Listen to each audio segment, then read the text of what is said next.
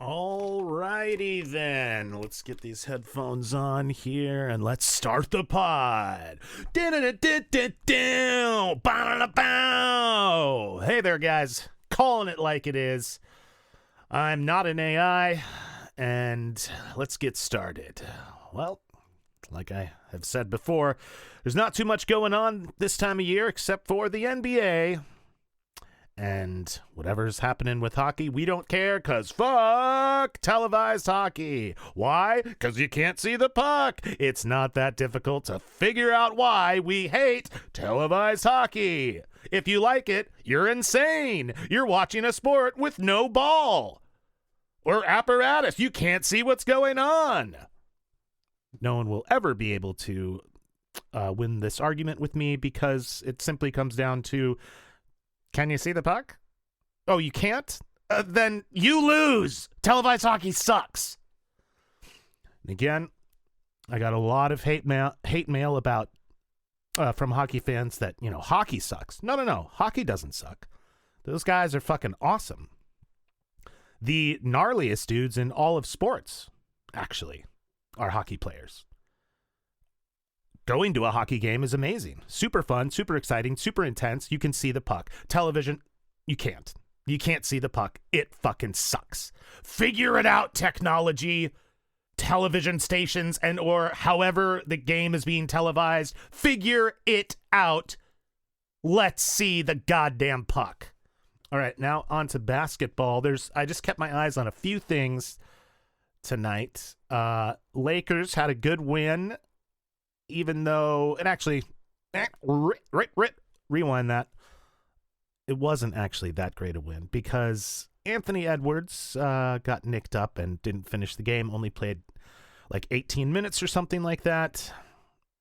And a good game from LeBron. I mean, a great game from LeBron, for God's sakes. He had like almost 20 rebounds, over 30 points. Something like 20 rebounds or 18 rebounds.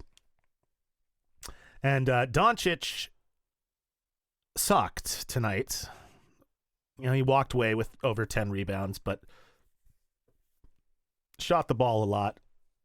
Was like 1 for 10 from 3. But that 1 3 that he made was so Doncic. It was so Doncic.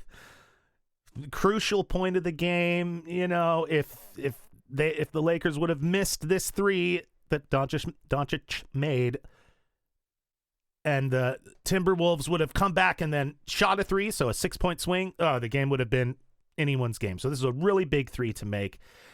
Time ticking down on the shot clock. Time expires as the shot is in the air. And a classic, if you're a basketball fan, you know the term, the nickname, Luka Magic. Is that even his nickname, or do they just call it like it's it's Luka Magic? Like, yeah, that's not his nickname. It's not Luka Magic. It's just whenever he does something ridiculous, it's Luka Magic. Like he whipped up a spell and the shot went in. This was kind of like one of those. The ball just was like 45 feet in the air, dropped out of the rafters. Shot clock expires as the ball's going through. Crucial 3. So he did do that, which obviously that was a big shot, and they won, which was good, because if you're a Warriors fan, the Warriors won, and there's all those teams like in the 10 or in the like 7, 8, 9, 10, 11 range, and so a team absolutely could get left out of even the play-in tournament, and the Warriors are one of those teams. So the Warriors and Timberwolves are 2 of those teams. So if you're a Warriors fan, you want the Timberwolves losing, you want the Warriors winning. That happened tonight, which brings me to my second takeaway from tonight's NBA action. Curry is good. Curry is good. Yeah. God damn, when Steph Curry, this season has been, well, let's face it, it's been his worst season of his career. It's been his worst season of his career. Yeah, it has. I'm just thinking through all his seasons. It's been the worst of his career. Lowest point total. I mean, other than his rookie and sophomore season, but he was so efficient in those 2 seasons. Yeah, I just comment below if you think this is his worst season so far. But you just know that on any given game, on any given day, he can just be this. And I think with Butler in the lineup, you're going to see this a lot easier. He's going to get more threes to go in because he won't just be. It's like teams finally this year kind of figured out how to cover Curry. Just smother him. And they used to have Clay, so smother him at the 3-point line. Okay, get it to Clay. That's why they couldn't do it. And people say, well, they have Hield now. Well, Hield was awesome for the first part of the season for the Warriors. Hield was awesome. He was better than Clay. I shot it at a better percentage, was making just as many threes, if not more, and shot it at a better percentage for like the first 15 games of the season. And then Hield just sucked. I mean, I know, like, I've followed Hield specifically all this season because he's on my fantasy basketball team. So I know more than most about Hield, unless you specifically follow Buddy Hield every single day, all the stats for every game that he's played all season long. But no, he was amazing for the first 3 weeks, month of the season, and then it's just so below average 3-point shooter. So he hasn't been Clay, and defenders have been just doubling Steph constantly above the 3-point line. And that's why Steph's shooting his worst percentage of his career. I know he shot 38% one year, but he was just more dynamic that year overall. And he's looked offensively the worst he's looked in his entire career because they're doubling him above the 3-point line. Now with Butler, it's not happening as much. He's getting more of a crease of space, a glimpse of space. And it was just a matter of time before a game like tonight happens. 56 points, 12 3-pointers. It's just so ridiculous. Steph Curry is good. He is so good. And man, when he's on, it's just ridiculous. The jump shot is so stupidly good. Everyone else who has a good jump shot, even Clay, like, it looks really good, Klay Thompson. But it takes a little bit longer. Definitely needs to get set up more. Obviously, everyone agrees Steph Curry's the best shooter of all time. He has one of the best looking jump shots. And it's by far the fastest release jump shot. God, it's just so good. And so, 56 points, 12 out of 19 from 3, and the Warriors have a second half comeback and beat the will make the playoffs Orlando Magic at full strength. So the Warriors are on a roll. 7 out of their last 8, I believe, since Butler. They've won 7 out of 8 since the Butler trade. And it's such an easy trade, such a win for the Warriors. Wiggins, thank you so much, Wiggins, for your contribution to the 22 championship. We couldn't have done it without you. 100% could not have done it without you. But talk about not living up to your potential. The number 1 overall draft pick, so hyped out of high school, and then college, but even more hyped out of high school than he had to go to a year of college. I remember he was super, super hyped. Like, they try to hype everyone up as much as they can, obviously, to sell magazines and stuff and get clicks and whatever. But he was hyped. He was like, for a moment there, he was like Zion Williamson hyped. More out of high school than college, because he didn't tear it up in college like Zion did. But out of high school, he was a big deal. Number 1 overall pick, 1-time All-Star. And it was the year with the Warriors where he averaged 17 points. The only reason he made the All-Star team was because the Warriors were good that year. I think they're like number 1 at the time of voting, whatever. So he got an All-Star game by proxy. But the trade obviously worked out for the Warriors. Butler, who was never hyped out of high school or college, the last pick, granted in the first round, but the last pick in the draft of the first round, not hyped, got everything out of his potential and times 2. So you have Wiggins, you have the Butler for Wiggins trade. Wiggins, just unlimited, sky is the limit potential. Taps into maybe 10% of it, 10% of his potential. I'm only saying that because he's played for maybe 10 years, and one of the years he was good and was really good in the playoffs and they won the championship. So I'll give him 10, be tapped into 10%. The rest of all of his years have been like, whatever. I should be really, really, really, really good, but my contract's guaranteed, and I'm worth like a third of $1 billion. What the fuck do I care? And then you have Jimmy Butler, who's gotten 1,000% out of his potential. So you have Jimmy Butler and Andrew Wiggins. Jimmy Butler, a first ballot Hall of Famer. Andrew Wiggins will not make the Hall of Fame. That's a guarantee. And do you know how easy it is to make it in the Hall of Fame in the NBA? And don't take offense to that, NBA players, ex-NBA players, or Hall of Fame NBA players, because you know it's true. Comparatively to the other sports. Let's just put it this way. If anyone knows anything about sports, Roger Craig for the 49ers is not in the Hall of Fame. Okay? Tracy McGrady is in the Hall of Fame. Okay? Done. That's all I got to say.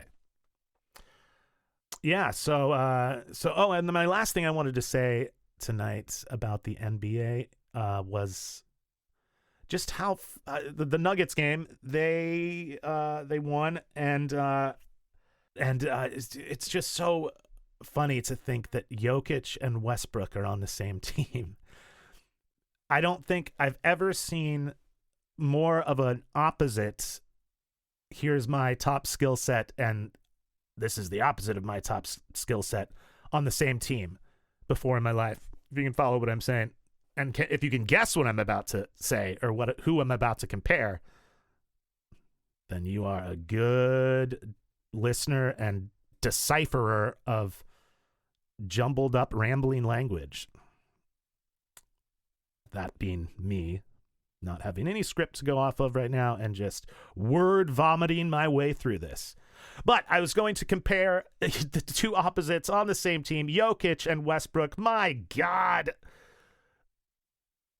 Jokic, who has the best hands, name someone with better hands around the rim in the history of the NBA. Name someone. Comment below. Click buttons. Do stuff. Comment below who you think has better hands in the history of the NBA. And then show me some proof.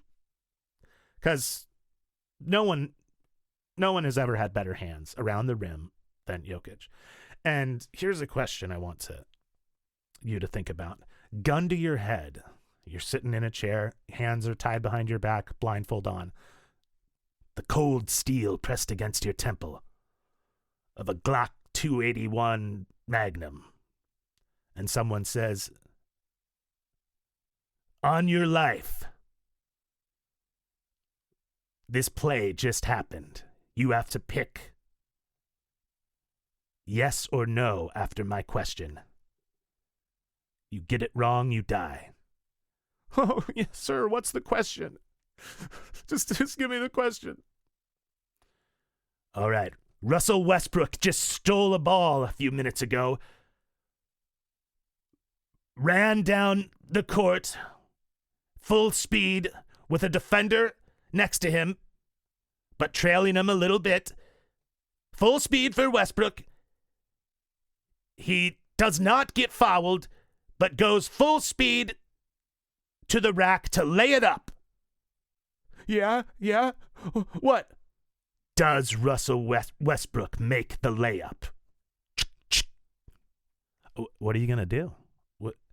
You're that guy. You're that person strapped in the chair. You're like, okay, so we'll go over it again. So Russell Westbrook stole the ball. He has an open lane to the basket, but he has a defender trailing him who's right next to him, but doesn't foul him. That is correct. And he goes up for the layup? Yes. And he's not fouled? No. It's just, does he make it or not? Yes. Oh, shit. Oh, fuck. Oh, God. And then you got to think about all the Russell Westbrook games you've ever seen. The dude cannot. So you have Jokic, who is the best around the rim I've ever seen, the softest hands ever in the game, and Russell Westbrook, easily one of the most explosive players in the history of the NBA. Just a gamer of all gamers. Can you imagine if that dude could actually make a fucking layup? My dude cannot make a layup, bro. I mean, he is built like a brick house, and he can make a brick house with all of the fucking missed layups, that dude. It's unbelievable. Just so it's an answer to the question. If a gun to my head, I don't know. I'm just flipping a mental coin, especially when Westbrook is full out, full speed down the court, just like I said. And it's just, he has the opposite of a deft touch, which is 100% what Jokic has. What a shame, too. Can you imagine if Westbrook was good around the rim? My God. And when did Westbrook lose his jump shot, too? I mean, remember that MVP year of his? I mean, I know he shot, decent, if not above average from three, and he shot a lot of threes, too, that year. He shot like 34.5% from three, pretty sure, that year. Hit game winners. I guess that he was just on. That was his, gift from heaven year. No one was saying he was bricking anything because it was just one of those unbelievable years. But ever since then, his jump shot, his free throw percentage, it's just brick housing, just constant. Just give me the mortar and stack. Anyways, yeah, so is that enough rambling? What are we at to? Almost 20 minutes? Yeah, so let's see. I'll just give you the scores from today, and we'll end with that. This is when I will look up stuff online, because I don't remember all the scores, or I don't remember everyone who won. So yeah, Lakers beat the Timberwolves. Oh, the Pelicans beat the Suns. Unbelievable. So that's good. The Suns are one of those teams as well. I said, like the Timberwolves and the Warriors, they're all packed in that bunch that could make it to the playoffs, or at least play in, or totally could be left out. And so the Suns lost as well. And the Suns, they didn't have Bradley Beal playing today, but you're playing the Pelicans, literally like the second worst team in the league, and you have Kevin Durant and Devin Booker playing for you healthy. How the hell do you not win that game? So yeah, Pelicans beat the Suns. Mavericks beat the Hornets. God, the Mavericks are still, I know it's the lowly Hornets, but the Mavericks, Sans, Anthony Davis, and the other bigs, Gafford and Lively, just keep winning. So it would have been nice for them to lose too, for the Warriors' sake. But yeah, so I'll go through it again. Warriors beat the Magic. Oh, Bucks beat the Nuggets. That's right. No, Nuggets didn't win tonight. That's right. I was confusing Confusing games. All these games start to get jumbled together unless you actually look at the day and the score. Date and score. So, Warriors beat the Magic. Bucks beat the Nuggets. Mavericks beat the Hornets. Pelicans beat the Suns. And the Lakers beat the Timberwolves. That's it. All right. When I think of something else, I'll turn on my microphone and yap into it. Later.